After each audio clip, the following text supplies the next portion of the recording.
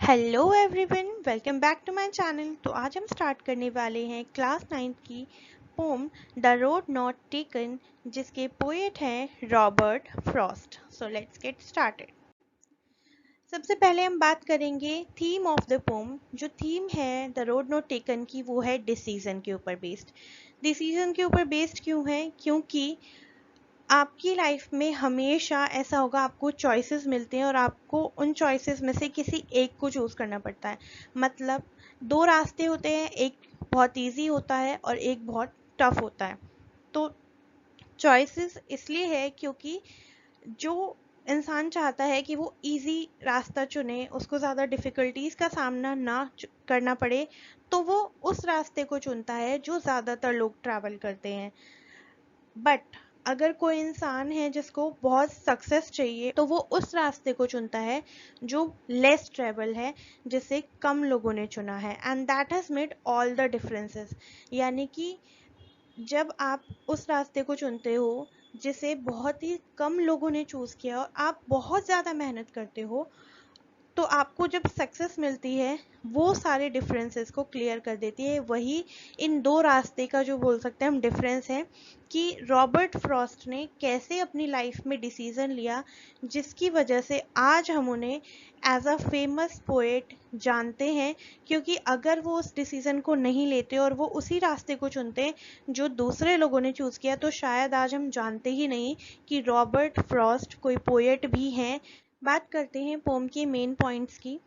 तो जो Robert Frost है वो हमें बताते हैं कि जब हमारी लाइफ में हम डिसीज़न लेते हैं, तो किसी भी इंसान की लाइफ में डिसीज़न लेते समय क्या प्रॉब्लम्स हैं जो उसे फेस करनी पड़ती हैं। यहाँ रॉबर्ट फ्रॉस्ट खुद की ही बात करते हैं कि जो पर्सन है पोम में, उसको डिसाइड करना होता है या तो वो उस रास्ते को चूज़ करे जिस पे बहुत सारे लोग चले हैं, या फिर वो उस रास्ते को चूज़ करे जो ज़्यादातर ट्रैवल नहीं किया गया, जिस पे बहुत कम लोग चले हैं।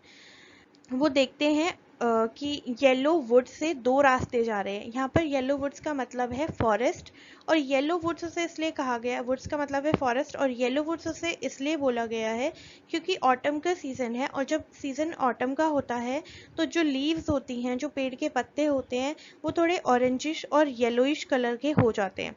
तो अब वो थोड़ा आगे चलते हैं और वो ये देखते हैं कि दो रोड्स हैं। एक वो जिस पे बहुत सारे लोग चले हैं, एक वो जो कम ट्रेवल की गई है।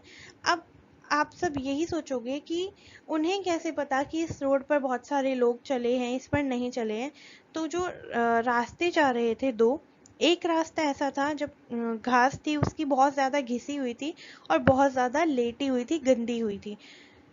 लेकिन जो दूसरा रास्ता था उसकी घास बिल्कुल फ्रेश लग रही थी, ऐसा लग रहा था कि ज़्यादा कुचली नहीं गई है। क्योंकि जब हम रास्तों पर चलते हैं और एक रास्ता जो घास से भरा हुआ है और काफ़ी सारे लोग चलेंगे, तो उस पर घास बिल्कुल कुचली हुई सी अलग सी दिखती है।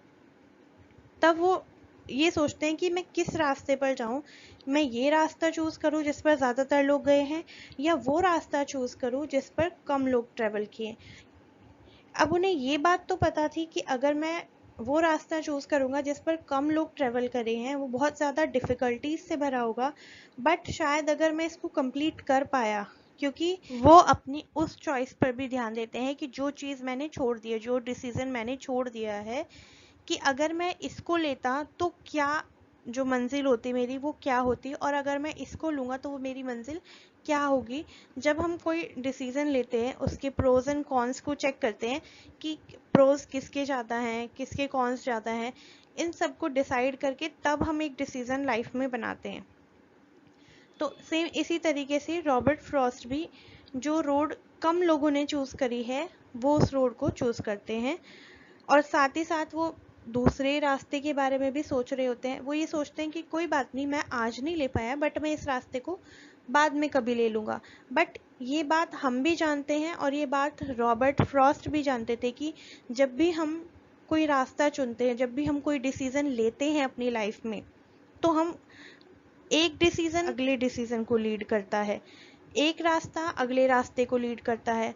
हमने जो डिसीज़न लिए हैं लाइफ में, हम उसको वापस से आकर चेंज कभी भी नहीं कर सकते, क्योंकि आपने एक डिसीजन लिया, आप उसको थोड़ा सा कंटिन्यू करोगे, आपके पास फिर से चॉइसेस आएंगी, आपको 2 चॉइसेस में से फिर से एक चुनना पड़ेगा, और यही रिपीटेशन जो है वो आगे तक चलता रहेगा थ्रू आउट द लाइफ।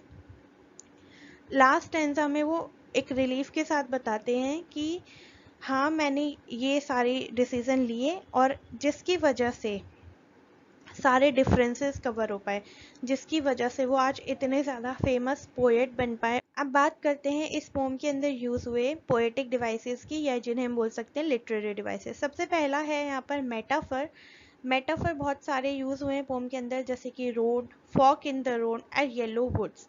जो रोड है पोम के अंदर वो मेटाफर है लाइफ के लिए, यानी कि जब हम कंपेयर करते हैं, हमने यहाँ पर रोड को किससे कंपेयर किया है, लाइफ से कंपेयर किया है। और कंपैरिजन कैसे करते हैं, हम डायरेक्ट कंपैरिजन करते हैं, यानी कि एज या लाइक का यूज़ नहीं करते कि उसके जैसा है, नहीं, हम उसको डायरेक्ट ये बोलते हैं कि यही है। जैसे होता है ना कि माँ बोलती है अपने बच्चे को कि मेरा बेटा शेर जैसा है, तो वहाँ पर वो सिमिली हो जाता है, क्योंकि सिमिली के अंदर भी हम कंपैरिजन करते हैं, बट वहाँ पर हम लाइक और एज शब्दों का यूज़ करते हैं। बट मेटाफर जो होता है उसमें हम डायरेक्ट कंपैरिजन करते हैं। जैसे कि एक माँ बोल रही है अपने बच्चे को कि मेरा बेटा तो शेर है, मतलब उन्होंने ये नहीं बोला कि शेर जैसा है, बट उन्होंने ये बोला कि शेर है, डायरेक्ट कंपेयर किया, तो वहाँ पर यूज़ होता है मेटाफर। सेकेंड हमने इसमें यूज़ किया हुआ है पोम में सिमिली।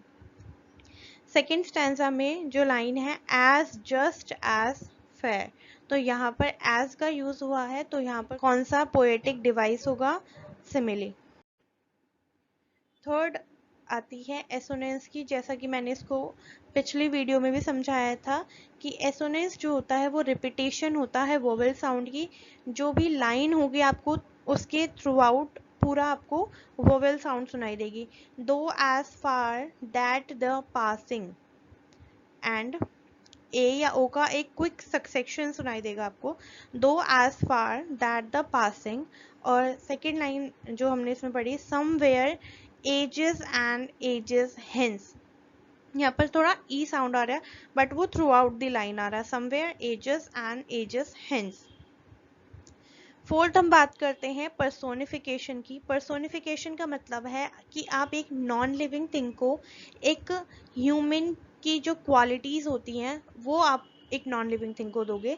जैसे कि रॉबर्ट फ्रॉस्ट ने पर्सोनिफाई किया है यहाँ पर रोड को सेकेंड स्टैंजा की थर्ड लाइन में, जिसमें वो बोलते हैं because it was grassy and wanted where.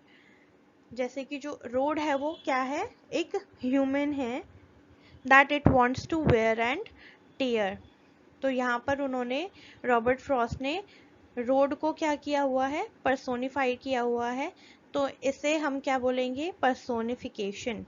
I hope आप सबको ये पोम बहुत अच्छे से समझ आई होगी, लिटरेरी डिवाइसेस भी क्लियर हुए होंगे। तो इसी तरह की और वीडियोस के लिए चैनल को सब्सक्राइब करें, लाइक करें और अपने फ्रेंड्स के साथ शेयर करना ना भूलें। Thank you.